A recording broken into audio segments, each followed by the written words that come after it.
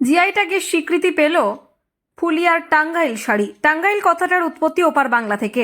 টাঙ্গাইল বর্তমান বাংলাদেশের একটি জেলার নাম। দেশ স্বাধীন হওয়ার সময় ওপার বাংলার টাঙ্গাইল জেলার বহু মানুষ এপার বাংলায় উদ্বাস্তু হয়ে এসে ঘর বাঁধেন নদিয়ার ফুলিয়াতে, আর বেশ কিছু মানুষ পূর্ব বর্ধমানের ধাত্রীগ্রাম ও সমুদ্রগড়ে।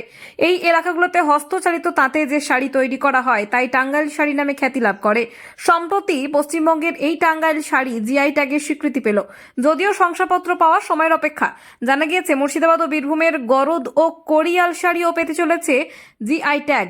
এছাড়াও জিআই ট্যাগ পেতে চলেছে সুন্দরবনের মধু, উত্তরবঙ্গের জলপাইগুড়ি এলাকার সুগন্ধি কালো নুনিয়া চাল, যা প্রিন্স অফ রাইস নামেও খ্যাত। প্রসঙ্গত, যে সময় মেশিনে বোনা এবং সুরাট থেকে আমদানি করা সস্তার শাড়ির দৌরাত্মে হস্তচালিত তাঁতের শাড়ি কোণঠাসা হতে হতে অধিকাংশ হস্তচালিত তাঁত বন্ধ হয়ে গিয়েছে। অধিকাংশ তাঁতি বিকল্প রুজির সন্ধানে আপন পরিবার ছেড়ে পরিযায়ী শ্রমিক হয়ে ভিন রাজ্যে কর্মরত। টাঙ্গাইল শাড়ি জিআই ট্যাগ পাওয়ায় তারা ফিরতে পারবে কি নিজের বাড়িতে? আবারও কি চালু হবে হস্তচালিত তাঁত? তবে জিআই ট্যাগের স্বীকৃতি পেতেই নিজের টুইটারে তা তুলে ধরেন রাজ্যের মুখ্যমন্ত্রী মমতা বন্দ্যোপাধ্যায়। নদিয়া থেকে মাধব দেবনাথের রিপোর্ট, টিভি20 বাংলা। আপনি কি শাড়ি তৈরি করেন?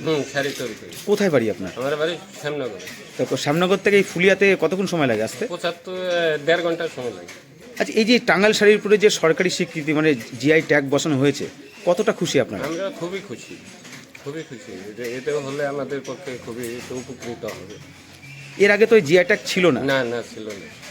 তা এই জিআই ট্যাগের জন্য তো অনেক লড়াই করতে হয়েছে। হ্যাঁ, অনেক লড়াই করতে হবে। আপনার কি তাঁত বুনে কি সংসার চলে? হ্যাঁ, তার জন্যই চলে। একটা শাড়িতে কত মজুরি পান? 2000 টাকা। কদিনে বোনেন? এক সপ্তাহ লাগে। এক সপ্তাহ লাগে। এই যে জিআই ট্যাগ বসানোর পরে দেখা গেল শাড়ির হয়তো রপ্তানি বাড়ছে কিংবা সব কিছু এদিক ওদিক অন্যান্য রাজ্যে যাচ্ছে, তা কোথাও তো আমদানির ক্ষেত্রে তো অনেক কিছু প্রয়োজন হবে। তা শাড়ির দাম কি তখন বাড়তে পারে মনে করছেন? অবশ্যই বাড়বে। তখন কি আপনার মজুরিটাও বাড়বে। আর এই যে যারা পিছিয়ে এখনো পর্যন্ত তার মানে শাড়ির বোনা থেকে চলে গেছিলেন, শাড়ি বুনতে চাইছিলেন না, তারা কতটা আগ্রহ? অনেকেই চলে গেছে এই শাড়ি। তারা কতটা আগ্রহ পাবে এই যে এটা শুনলে অবশ্যই আগ্রহ হবে, অনেক আগ্রহ হবে। মানে নতুন প্রজন্ম আর এই শিল্পে সে এগিয়ে আসছে না? আসছে না, বলছে এতে পেস চলছে না, সবাই বাইরে চলে যাচ্ছে, এরকম পরিস্থিতি হচ্ছে। এই শিল্পের সাথেই তো আগে একটা সময় অনেকেই অদক্ষতা জড়িত অনেক ছিল। ছিল, অনেক লোক কোচবিহার থেকে আসতো, প্রচুর ছেলে পেলে আসতো কোচবিহার থেকে। এখন আর কেউ আসে না। না, এখন কি করে হয় না, তো ইনকামের পয়সা নেই, আর তা তো চলছে না একদম। আপনার নাম? আনন্দপুর। আপনি তাঁতি? তাকি। ইতিমধ্যে টাঙ্গাইল শাড়ি সেটা জিআই ট্যাগ পেয়েছেন, কি বলবেন এ ব্যাপারে? খুব কথাটা শুনে এত আনন্দ উপভোগ করছি যে আমাদের জিআই ট্যাগ পাওয়া অনেকদিন আগেই উচিত ছিল, কিন্তু যে কোনো কারণে হয়নি। কিন্তু জিআই পাওয়াতে আমাদের টাঙ্গাইল শাড়ি আরও নাম বাজারে ছড়িয়ে যাবে। আমরা আশা করি টাঙ্গাইল শাড়ি আরও বেশি বিক্রি হবে, আর আমাদের তাঁতিরাও বেশ আনন্দিত হবে এই কথাটা শুনে। তো আমি জানলাম না, আজকেই আমি কিন্তু শুনতে পেলাম যে আমাদের জিআই ট্যাগটা হয়েছে, আজকে আমরা জানতে পারলাম। আচ্ছা, আপনি তো পদ্মশ্রী প্রাপ্ত, তা আপনি কি চেষ্টা করেছিলেন এই জিআই ট্যাগটাকে নিয়ে আসার জন্য? হ্যাঁ, আমি পদ্মশ্রী বীরেন কুমার বসাক বলছি। আমি মাইতি স্যার আছে আমাদের টেক্সটাইল ডিপার্টমেন্টে, ওনার সাথে আমি কথা বলেছিলাম যে জিআইটি বা আমাদের এমডি স্যার আছেন আমাদের তন্তুজের এমডি, ওনার সঙ্গেও কথা বলেছিলাম। উনিও বলেছেন বীরেনবাবু এটা নিয়ে চেষ্টা করলে নিশ্চয়ই আমাদের হয়ে যাবে, আমরা চেষ্টা করছি, এটা হয়ে যাবে। ওনাদের সবার সহযোগিতায় এটা হয়েছে আমি বলবো। মূলত এই যে এই জিআই ট্যাগ পাওয়ার পর তাঁতিরা, অর্থাৎ শান্তিপুরের তাঁতি বা ফুলিয়া তাঁতিরা, তারা কতটা আরো আগ্রহ দেখাবেন বলে মনে করছেন? আগ্রহ দেখুন, এটা হতে হচ্ছে বিক্রি যাদের হবে তাদের আগ্রহ হওয়ার কথা। কারিগররা যেটা নাম পেলো, এই নামটাই যথেষ্ট। নামটা একটা বড় জিনিস। মূলত এই যে টাঙ্গাইল শাড়ি, টাঙ্গাইল শাড়িটা তৈরি হয়, দেখুন তাঁতের শাড়ি একই ধরনের তৈরি, কিন্তু পদ্ধতি এক একজনের এক এক রকম। যেমন শান্তিপুরের শাড়ি ওটা একটু চিপ কোয়ালিটি হয়, ওরা তো মাজন টাজন তৈরি করে না, বা অত বেশি দামি শাড়িতে যেতে চায় না, ওদের একটা স্ট্যান্ডার্ড রেট আছে 500 থেকে 800 হাজারের মধ্যে। কিন্তু আমাদের শাড়িটা কোনো রেট বলে কিছু নেই, আমাদের 800 হাজারের থেকে 8-10 লাখ টাকা শাড়ি হচ্ছে, এটা একটা তফাৎ। আর জামদানির উপরে যে আমরা ঘরানা করছি, যে ঘরানাতে আমি পদ্মশ্রী অ্যাওয়ার্ড পেয়েছি, সেই ঘরানাটা একমাত্র আমিই করছি, এখনো বর্তমানে হয়নি। কারণ আমি অস্ট্রেলিয়াতে একটা ইন্টারন্যাশনাল ফেয়ারে গিয়েছিলাম, সেখানেও আমি চ্যালেঞ্জ করে এসেছি। আমি 8-10টা এরকম ডিজাইন নিয়ে গেছিলাম, ওখানে সবাই দেখেছে, মানে অল ইন্ডিয়া বলবো কেন, ওয়ার্ল্ডের সব দেশ এসেছিল, ইভেন কি পাকিস্তান, বাংলাদেশ, চীন, ভারত সব ছিল। ভারতে আমরা গিয়েছিলাম, আমরা ডিজাইন দেখিয়েছি, সরকারই আমাকে পাঠিয়েছিল। আমরা চ্যালেঞ্জ করে এসেছি যে আমি যে জামদানি তৈরি করছি যে ধরনের, এই জামদানি আজ অব্দি ভারতবর্ষে হয়নি, এই টাইপের হয়নি। যেরকম ওপারাতেও হয়, ওপারা জামদানি স্টাইল একটা একরকম, আমাদের স্টাইল একটা অন্যরকম, আমাদেরটা অন্য ঘরনা, যেই ঘরনাতে আজ অব্দি এখানে কিছু হয়নি। টাঙ্গাইল শাড়িটা যে তৈরি হয় সেটা কোন সুতো, মানে কি অরিজিনাল কি সুতির সুতো?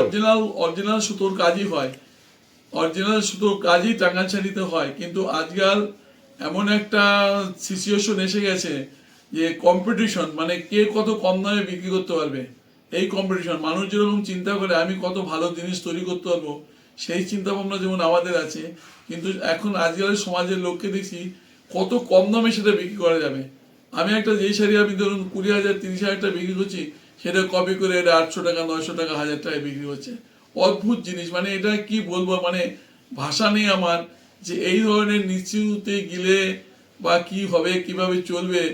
এরা মানে কমের জন্য এরা যেখানে সেখানে নামতে পারে। যেন এখন কি করছে, এই কম দামের জন্য সুরাট থেকে মাল নিয়ে আসছে। সুরাটে একটা অটোমেটিক মেশিনে মাল হচ্ছে, দিনে 50 থেকে 60 টাকা প্রোডাকশন হচ্ছে। সেই শাড়ি একদম অ্যাজ ইট ইজ এরকম কাটিং এর উপরে শাড়ি, মানে সেখানে অনেকটা ভাটা পড়েছে এই টাঙ্গাইল সেটা শাড়িতে। করাতে আমাদের তাঁতিদের অবস্থা খুবই খারাপ হয়েছে এবং মার্কেট খুব ডাউনে চলে গেছে শুধু ওই শাড়িটা আসার জন্য। এখন শান্তিপুর ফুলিয়ার অধিকাংশ লোক এই সাউথের শাড়ি বিক্রি করে। আমি সেদিনকেও লিখেছিলাম পেপারে, আনন্দবাজারে আমার কাছে বলেছিলাম, আমি বলেছিলাম সাউথের শাড়ি যদি আসা বন্ধ না হয় তাহলে আমাদের শিল্পীরা অচিরেই বসে যাবে। আপনার নাম? বীরেন কুমার বসা, পদ্মশ্রী বীরেন কুমার বসা। এই যে টাঙ্গাইল শাড়ির উপরে সরকারি যেটা স্বীকৃতি পড়েছে, সেই এই স্বীকৃতি পাওয়ার পর আপনার কতটা গর্বিত? এটা খুবই আমি গর্বিত। আপনাদের মুখে প্রথম শুনছি এবং আগেও শুনেছি, এই যে বিগত 30-35 বছর ধরে যে এই ক্ষেত্রে লড়াই করেছে, এই শাড়ির উপরে এই চাপানোর উপর মানে নিয়ে লড়াই করেছে, এটা সত্যি খুব একটা আনন্দিত ব্যাপার এবং আমাদেরও খুব গর্বের ব্যাপার। আপনি আজকে বাড়ি আসছেন, সেটা আরও আনন্দিত ব্যাপার। আমাকে দেখবে এবং আমাকে দেখে আরও দুটো লোকে প্রশ্ন করবে, আমি খুবই স্বাগত জানাবো। কতদিন ধরে এই কাজের সাথে যুক্ত আপনি? আমি দীর্ঘ 40 বছর ধরে এই তাঁতের উপর যুক্ত আছি। আচ্ছা, এই যে সরকারি স্বীকৃতি জিআই ট্যাগ যে বসানো হয়েছে, তাতে করে লড়াইটা কতটা কঠিন ছিল আপনাদের? লড়াইটা খুবই শক্ত ছিল, কিন্তু শক্ত ছিল এবং দীর্ঘদিন রং চলছে এবং রং চলার পরে আজকে পার যে কোনো দিন এই ঘোষণা হয়েছে সেটা ঠিক আছে, কিন্তু এই যে এই দেশটা পেল, এতে যারা পিছিয়ে পড়েছিল বা তাদের উপরে একটা দুর্বলতার ভাব ছিল, সেটা কাটিয়ে এই খবরটা দেখার পর অনেক শিল্পী আবার দেখবেন চাঙ্গা হয়ে উঠবে এবং এর প্রতি অনেকটাই আগ্রহ বেড়ে যাবে। যেরকম আমি আজকে করছি, আমি তো একটা উৎফুল্ল, কিন্তু আমার যে নিম্নস্তরে আছে, কম বয়সে আছে, তারা কিন্তু খুব উৎসাহিত হবে। এই টাঙ্গাইল শাড়ি কোথায় কোথায় তৈরি হয় মোটামুটি? এই টাঙ্গাইল শাড়িটা তৈরি হয় আমাদের শান্তিপুর আছে, ফুলিয়া আছে, ধাত্রিগ্রাম আছে, গঙ্গারামপুর আছে, সাঁইথিয়া কিছু কিছু আছে। এই সব জায়গাতেই মানে কয়েকটা জেলাতেই বিখ্যাত আছে। এই যে শান্তিপুরে অনেক আগে পাওয়া উচিত ছিল, কিন্তু এখন লড়াই চলছে, সব কম্পিটিশন হচ্ছে।